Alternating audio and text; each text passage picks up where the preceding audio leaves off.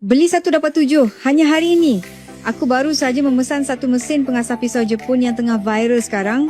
Dan sekarang aku akan tunjukkan kepada korang sama ada ia betul-betul sehebat yang diiklankan. Pertama, mesin ini diperbuat daripada keluli tahan karat. Nampak kukuh dan sangat berkualiti. Dilengkapi dengan motor tembaga tulen dan dua batu asah tahan lama. Memang sesuai untuk kegunaan harian di dapur. Kedua, cara guna pun sangat mudah. Cuma cucuk plug dan tekan switch. Dalam 10 saat je, pisau terus tajam macam baru beli. Aku sendiri terkejut. Wanita macam aku pun boleh guna dengan senang tanpa perlukan tenaga banyak. Menariknya, mesin ni juga boleh dipasang dengan kepala gerudi dan kepala pengilat. Sesuai untuk kerja DIY, kemasan logam dan menggilap semula pisau atau gunting supaya lebih berkilat serta tahan karat. Selain itu, ia turut dilengkapi dengan alat kawalan 7 kelajuan. Jadi kita boleh laras ikut jenis pisau dari pisau dapur, pisau daging hingga ke gunting. Semua boleh diasah dengan satu alat saja.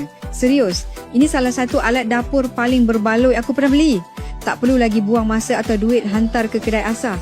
Diskaun 70% hanya untuk 99 pelanggan pertama. Lepas tu harga naik. Kalau korang nak dapatkan, cepat klik butang beli sekarang sebelum stok habis.